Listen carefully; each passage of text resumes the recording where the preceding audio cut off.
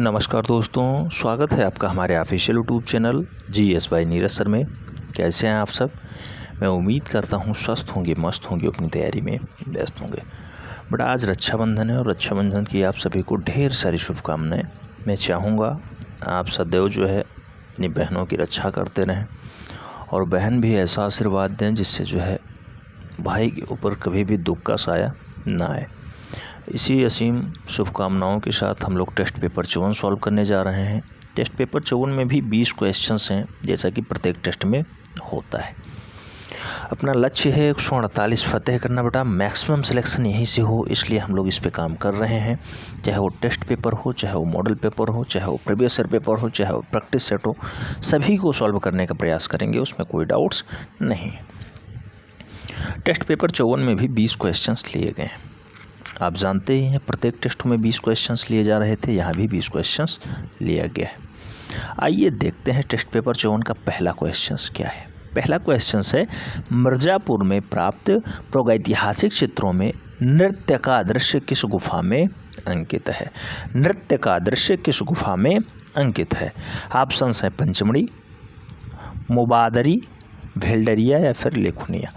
बेटा मिर्ज़ापुर वाला बेल्ट होता है और नृत्य का दृश्य पूछा जा रहा है कहाँ पाया जाता है, तो लेखुनिया वाली गुफा में पाया जाता है। राइट आंसर सी के साथ बनेगा, लेखुनिया इज़ द राइट आंसर। प्रश्न संख्या 2 की तरफ बढ़ते हैं। 2 में कहा जाता है, भारत में प्रागैतिहासिक चित्र कहाँ से प्राप्त हुए हैं? भारत में प्रागैतिहासिक चित्र कहाँ से प्राप्त हुए हैं? मुजफ्फरपुर, बिंदकी, सरगुजा या फिर खुर्जापुर। आप जानते हैं बेटा भारत में सबसे पहले जो प्रागैतिहासिक चित्र प्राप्त होते हैं वो कहाँ से प्राप्त होते हैं? सरगुजा जनपद से प्राप्त होते हैं। सरगुजा कहाँ पे है? मध्य प्रदेश का सिंघनपुर वाला बेल्ट होता है। सरगुजा राइट आंसर हो जाएगा। Surguja is the right answer, यानी D is the right answer. प्रश्न संख्या 3 की तरफ बढ़ते हैं। 3 में कहा गया है, पंचमढ़ी क्षेत्र के चित्रों को प्रकाश में लाने का श्रेय किस विद्वान को प्राप्त है? पंचमढ़ी क्षेत्र के चित्रों को प्रकाश में लाने का श्रेय किस विद्वान को प्राप्त है? DH गार्डन, स्टुअर्ट पिगॉट, मनोरंजन घोष या फिर इनमें से कोई नहीं। बेटा पंचमढ़ी जो गुफा है आप जानते हैं कहाँ पाई जाती है? तो ये पंचमढ़ी भोपाल से लगभग 70-80 किलोमीटर दूर है। लगभग 69-70 किलोमीटर दूर है। ठीक है। 1936 ईस्वी में DH गार्डन साहब खोजते हैं। DH गार्डन साहब खोजते हैं। खोजने का काम है, प्रकाश में लाने का मतलब होता है खोजना। खोजने का काम है DH गार्डन साहब, राइट आंसर बनेंगे। इसे कन्फ्यूजन में ना रहे बेटा, 1936 ईस्वी में DH गार्डन साहब खोजते हैं। राइट आंसर ए के साथ बन जा रहा है। प्रश्न संख्या 4 की तरफ बढ़ते हैं। 4 में कहा गया है, टेराकोटा का तात्पर्य है। बहुत बढ़िया क्वेश्चन है बेटा, ये छप चुका क्वेश्चन है। टेराकोटा का तात्पर्य है जली हुई मिट्टी, रेतीली मिट्टी, सूखी मिट्टी या फिर गीली मिट्टी। बेटा टेराकोटा जो है वो जली हुई पकी हुई मिट्टी होती है, तो पकी हुई मिट्टी या जली हुई मिट्टी जो है होती है उसे हम लोग टेराकोटा कहते हैं। राइट आंसर ए के साथ हो जाएगा। प्रश्न संख्या 5 की तरफ बढ़ते हैं। 5 में कहा गया है, प्रागैतिहासिक भारतीय चित्रकला किस सतह पे बनाई गई? प्रागैतिहासिक भारतीय चित्रकला किस सतह पे बनाई गई, उस सतह का नाम बता दीजिए। ऑप्शंस में है लकड़ी के पट्टों पे, ताड़ पत्रों पे, वृक्ष की छालों पे या फिर चट्टानों पे। बेटा प्रागैतिहासिक भारतीय चित्रकला को जो बनाने का श्रेय रहा है वो चट्टानों पे रहा है, शिलाओं पे रहा है। राइट आंसर जो है डी के साथ बनेगा। चट्टान इज द राइट आंसर या शिला is the right answer. D is the right answer. ठीक। प्रश्न संख्या 6 की तरफ बढ़ते हैं। 6 में कहा गया है, भारतीय प्रागैतिहासिक चित्रकला के लेखक कौन है? भारतीय प्रागैतिहासिक चित्रकला पुस्तक को किसने लिखा है? ऑप्शंस में है अजीत घोष, जगदीश गुप्त, एडरसन या फिर अमरनाथ दत्त। बेटा भारतीय प्रागैतिहासिक चित्रकला के लेखक कौन है? तो भारतीय प्रागैतिहासिक चित्रकला पुस्तक डॉक्टर जगदीश गुप्त की है। राइट आंसर बी के साथ बनेगा। जगदीश गुप्त is the right answer.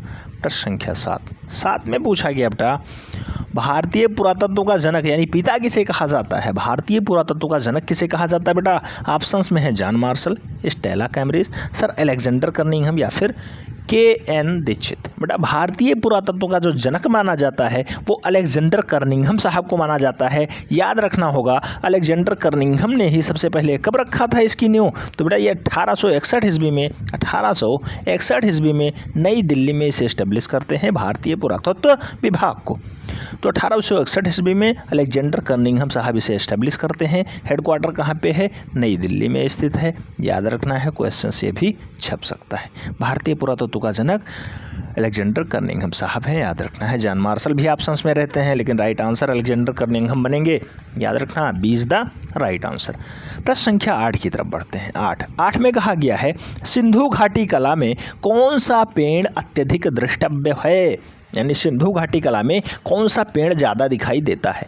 Options में है अनार का पेड़, बरगद का पेड़, आम का पेड़ या फिर केले का पेड़।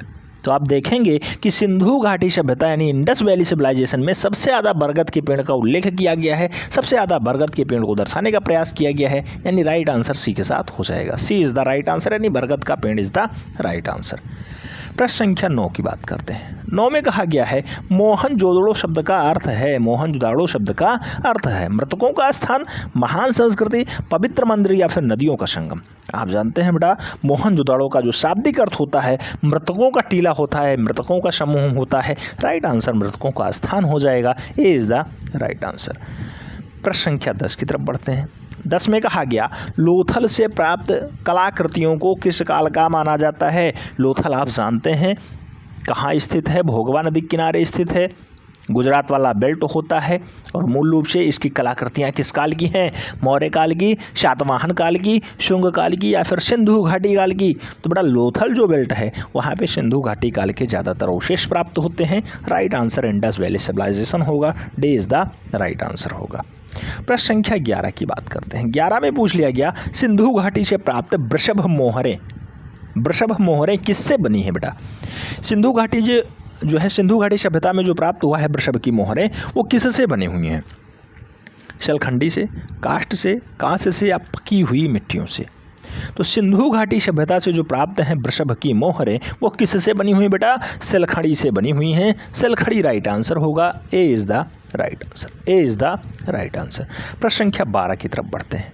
प्रश्न संख्या 12 में कहा गया है किस वेद में चमड़े पे अग्नि के देवता का चित्र उल्लेखित है। बेटा अग्नि के देवता को चमड़े पे बनाया गया है, वह कौन सा वेद है जिसमें ये चित्र पाया जाता है। वेद का नाम अथर्ववेद, यजुर्वेद, ऋग्वेद या सामवेद।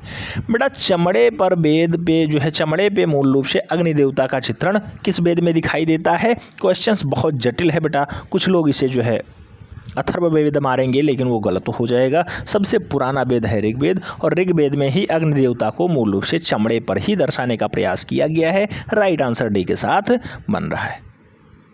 कला शब्द का प्रयोग भी सबसे पहले किस में हुआ था, तो ये भी याद रखना है ऋग्वेद ही सबसे पहले कला शब्द भी देता है। कला शब्द का प्रयोग भी सबसे पहले ऋग्वेद में ही उल्लेखित है।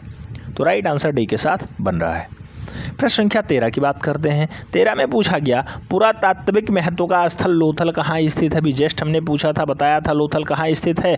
ऑप्शंस हैं पंजाब, गुजरात, महाराष्ट्र या फिर मध्य प्रदेश। राइट आंसर क्या होगा बेटा, तो यहाँ पे आप जानते हैं पुरातात्विक स्थल है, गुजरात में स्थित है।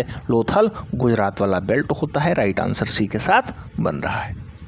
प्रश्न संख्या 14 की बात करते हैं। 14 में पूछा गया प्रथम कांस्य प्रतिमा किसकी है। प्रथम कांस्य प्रतिमा किसकी है। ऑप्शंस में है देवता की, नृत्यांगना की, योगी की या फिर पशु की। तो पहली कांस्य प्रतिमा जो प्राप्त हुई है बेटा वो किसकी है, आप जानते हैं डांसिंग गर्ल की है, नृत्यांगना की है, मोहनजोदाड़ो से प्राप्त होती है। राइट आंसर सी के साथ बन जाएगा, नृत्यांगना इज द राइट आंसर। प्रश्न संख्या 15 की तरफ बढ़ते हैं। 15 में कहा गया खंडगिरी तथा उदयगिरी कहाँ स्थित है। खंडगिरी और उदयगिरी की गुफाएं कहाँ पाई जाती हैं, मध्य प्रदेश में, उत्तर प्रदेश में, उड़ीसा में या फिर पश्चिम बंगाल में। तो बड़ा खंडगिरी और उदयगिरी की जो गुफाएं पाई जाती हैं वो आप जानते हैं किस वाले बेल्ट में पाई जाती हैं, उड़ीसा वाले बेल्ट में पाई जाती हैं। उड़ीसा यानी नवीन पटनायक वाला बेल्ट होता है। वर्तमान में नवीन पटनायक जी वहाँ लगातार मुख्यमंत्री बने हुए हैं। राइट आंसर सी के साथ बन रहा है। बीजेडी वहाँ पे सरकार चला रही है। C is the right answer. Next प्रश्न संख्या 16 की बात करते हैं। पूछा गया भिक्षुक बुद्ध का चित्र किस गुफा में चित्रित है। भिक्षुक बुद्ध का चित्र किस गुफा में चित्रित है। ऑप्शंस में है एलोरा, बाघ, अजंता, एलिफेंटा।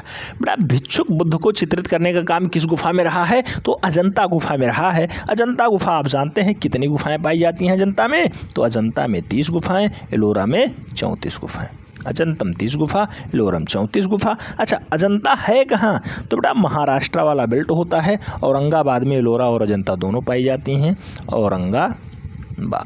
औरंगाबाद महाराष्ट्र में स्थित है, बहुत महत्वपूर्ण है। गुफा संख्या 17 में बौद्ध भिक्षु को दर्शाने का प्रयास किया गया है, ये भी आप याद रखना। और अजंता की गुफा संख्या 17 को चित्रशाला कहा जाता है, जहाँ सबसे ज़्यादा चित्र प्राप्त होते हैं उसे चित्रशाला कहा जाता है। तो अजंता की गुफा संख्या 17 चित्रशाला के नाम से भी फेमस है। टोटल 30 गुफाएँ पाई जाती हैं। 1, 2, 9, 10, 16, 17 में यहाँ पे चित्र भी पाए जाते हैं, याद रखना। प्रश्न संख्या 17 की तरफ बढ़ते हैं। 17 में कहा गया है, अजंता गुफाओं की भित्ति चित्रों की अनुकृतियां सर्वप्रथम किस अंग्रेजी चित्रकार के द्वारा बनाई जाती हैं? तो अजंता गुफा की भित्ति चित्रों की अनुकृतियां मूल रूप से सबसे पहले कौन बनाता है? रॉबर्ट गिल बनाते हैं, ग्रिफिथ बनाते हैं, सरगुसन बनाते हैं या फिर जेरिस्को बनाते हैं?